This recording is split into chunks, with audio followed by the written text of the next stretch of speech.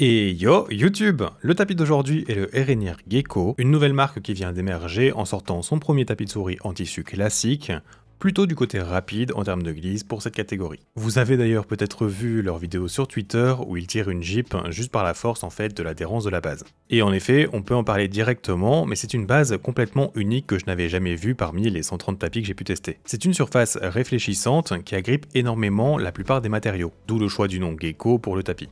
Genre, si tout le tapis est en contact, je sens clairement que je pourrais traîner mon bureau sans qu'il bouge. Contrairement à de l'Alphacell qui colle vraiment au bureau, ici en fait c'est vraiment de la force d'accroche, j'ai envie de dire. Et ce qui diffère, c'est que on se ressentit un peu graisseux au toucher.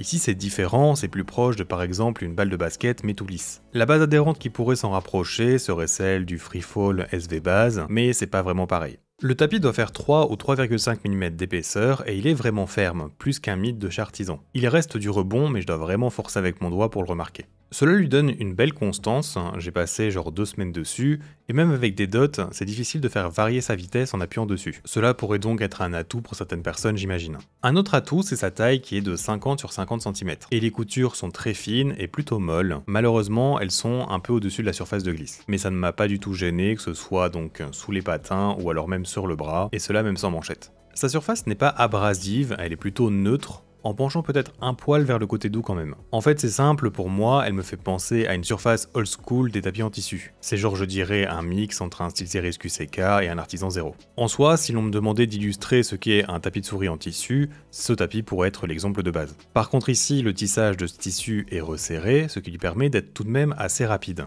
Il est plus rapide que des LGG Saturn ou Waxi PA par exemple. Je le mettrais plutôt aux côtés du Zowie GSR-SO rouge ou gris, voire peut-être même un peu plus rapide selon les patins utilisés. C'est donc un tapis qui n'a tout d'abord donc pas énormément de friction initiale, permettant à la souris de démarrer son déplacement facilement. Niveau friction dynamique, sa base ferme aidant, elle est plutôt faible aussi. Donnant une bonne vitesse aux patins, même les patins stock de pas mal de souris seront assez rapides. C'est surtout sur des larges patins que vous allez récupérer pas mal de contrôle, en ayant donc un petit feedback dans votre glisse. Là où sur des dots, vous passerez dans une bonne catégorie de vitesse au-dessus. Et pour la force d'arrêt, elle n'est pas super prononcée, mais ça reste du tissu, il y aura toujours en fait de quoi permettre des arrêts nets tout de même.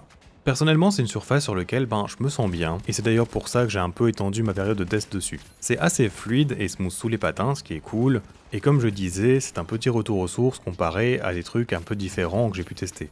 Mais du coup, est-ce que ce sera pour autant un tapis que je vais placer dans mon top 5 ou top 10 ? Eh bien je pense pas. Mais c'est parce que j'ai globalement la chance d'avoir quasiment tout à disposition et de connaître mes préférences. Je veux en fait retrouver plus de fun chez d'autres types de surfaces, donc voilà. Mais franchement je sais qu'il y a plein de gens qui veulent pas bouger du tissu. Et bien donc si vous voulez quelque chose qui a un peu de vitesse en gardant ce feeling old school, c'est probablement un très bon choix. En plus donc d'avoir une grande surface de 50 sur 50 également. Il devrait aussi être plus durable que ceux des grosses marques vu qu'il n'a pas de revêtement. Et je pense qu'au vu de sa base et de sa fermeté, il pourrait aussi être facilement lavé. La surface n'accroche pas non plus à la plupart des bonnes manchettes, genre Lizardskin Performance ou H4X, donc c'est parfait également.